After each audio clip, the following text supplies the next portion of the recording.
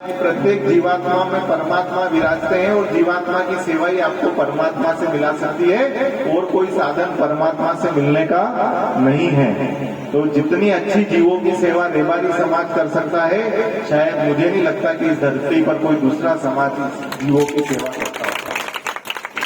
मुझे हमेशा गर्व होता है, चाहे गुरुदेव यहाँ आऊं, चाहे हरिपुरा जाऊं, चाहे हमारे चंबल नदी के किनारे एक और गांव जवानपुरा है, सब जगह हमारी रेबारी समाज के लोग रहते हैं। और जब ऐसी समाज में मेरा जाना होता है तो मुझे लगता है अपने के ही बीच आ गया हूँ। ऐसा लगता है पुराने जन्म में मैं भी इसी समाज में पैदा हुआ होगा, ऐसा मुझे महसूस होता है। बड़े गर्व की बात है। और वास्तव में जो हम जिस रास्ते पर चले हैं, ये रास्ता हमको एक दिन परमात्मा से अवश्य मिलाएगा, ऐसा मुझे भरोसा है। और हमारे यहाँ कहा गया है कि गुरु गोविंद दो खड़े काके लाखों पाए, बलिहारी गुरु आपकी जो गोविंद दियो बताए।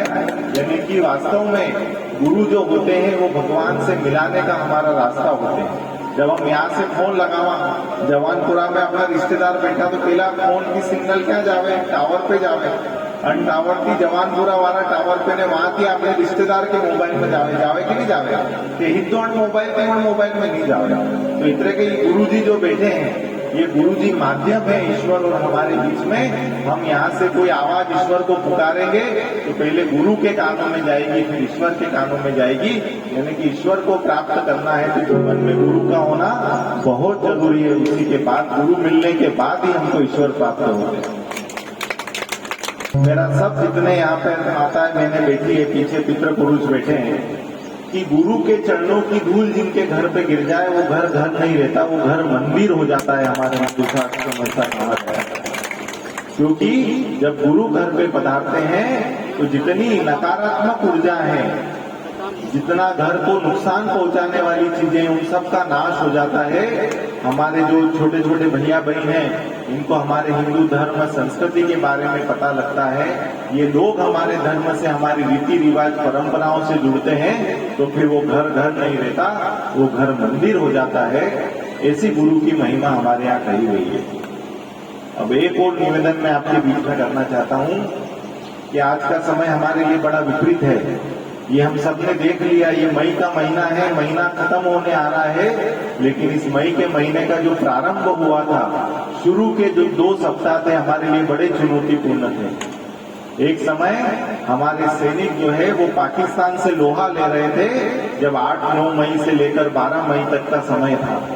उस घटनाक्रम ने हमको कुछ बातें सिखाई जीवन में, कि जीवन में जितनी देश के बाहर की बॉर्डर की सुरक्षा जरूरी है, उतने देश के अंदर की सुरक्षा भी हमको जरूरी है। आज कई जासूस पकड़ा रहे हैं गुरुदेव। युद्ध तो उस समय लगभग शिथिल हो गया, सीज फायर हो गया, लेकिन अब जासूस पकड़ा रहे हैं जिन्होंने पाकिस्तान की मदद करी उस युद्ध के समय। इसलिए मेरा आपसे एक निवेदन है कि आज हम सब चाहते हैं कि हमारे जीवन में सुख समृद्धि अच्छी आए, धन दौलत लक्ष्मी जी आए, अच्छी प्रॉपर्टी हो जाए, खेती बाड़ी हो जाए, ताकि हमारी आने वाली पीढ़ियां शांति से उनका जीवन जिए। लेकिन आप एक बार कल्पना करिए कि आने वाला समय हमारे लिए बड़ा विपरीत समय है। एक तरफ जहां पर लव जिहाद करके हमारी बेटियों को बहलाया फुसलाया जा रहा है, वहीं पर एक लैंड जिहाद चलता है, लैंड यानी जमीन को हड़पना। दूसरा एक तरह का गुरुदेव नया जिहाद चला है, ड्रग जिहाद, यानी कि हमारे हिंदू जो बेटे बेटियां हैं उनको कैसे ड्रग की संगत में डाला जाए, कैसे उनको नशाखोरी की आदत डाल दी जाए, ताकि आगे जाकर हमारा धर्म जो है वो टुकड़े टुकड़े हो जाए। तो एक ये नया जो है ड्रग जिहाद चला है और इसमें हमारे बेटे फंस जाते हैं। क्योंकि गुरुदेव मैं देखता हूं कि आजकल के लोग जो भैया हैं, जो युवा हैं, उनको जल्दी पैसे वाला बनना है।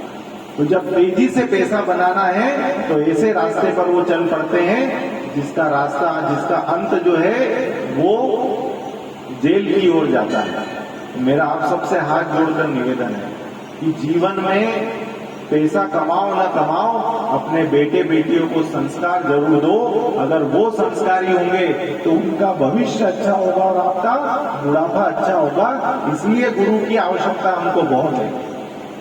कई लोग व्यंग करते हैं कि बोले साहब ये सब फुर्सत में बैठे हैं जो यहाँ कथा सुन रहे हैं, लेकिन मैं उनसे कहना चाहता हूँ कि श्रीमद् भगवत कथा ऐसी कथा है जिसमें जीवन के जितने भी प्रश्न हैं सबका उत्तर जो है वो श्रीमद् भगवत कथा में समाहित है। जीवन का कोई प्रश्न ऐसा नहीं जिसका उत्तर भगवत कथा में न हो। और इस जीवन को जीना कैसे है, कोई कह दे कि साहब इतने मुश्किल से जो मनुष्य जीवन मिला है इस जीवन में करना क्या है, तो उनको एक ही बात बोलना कि श्रीमद् भगवत कथा सुनो, हर प्रश्न का उत्तर आपको मिल जाएगा। ऐसी महिमा हमारी श्रीमद् भगवत कथा की। एक बात और कहना चाहता हूँ कि जितने हमारे बेटे बेटियां हैं हमेशा एक बात ध्यान रखो कि जिस माँ ने आपको 9 महीने तक अपने गर्भ में रखा और जिस पिता ने आपकी 18 साल तक अच्छे से सेवा की, आपको पैर पर चलना सिखाया, उस माता और पिता की इच्छा के विरुद्ध जीवन का कोई भी बड़ा निर्णय मत करो, नहीं तो आपको सिवाय दुख के कुछ भी नहीं मिलेगा। क्योंकि जिस पिता ने और माता ने पूरा जीवन आपके लिए दे दिया, उस माता पिता का दिल दुखाने से आप जीवन में कभी सुखी नहीं हो पाओगे। अब जात पात को भूल के कहना पड़ेगा कि हम सब हिंदू हैं। अब समय बदल गया, अब जात पात में आपस में बंटवारे का समय नहीं बचा, अब तो एक ही समय बचा है गर्व से कहने का कि हम हिंदू हैं। किसी ने बहुत अच्छा कहा है कि कंधे से ऊंची कभी कोई छाती नहीं होती, कंधे से ऊंची कभी कोई छाती नहीं होती और धर्म से बड़ी कोई जाति नहीं होती। जब दीपक ही नहीं रहेगा, जब दीपक ही नहीं रहेगा तो बाती का क्या करोगे, और जब धर्म ही नहीं रहेगा तो जाति का क्या करोगे, जब धर्म ही नहीं रहेगा तो जाति का क्या करोगे।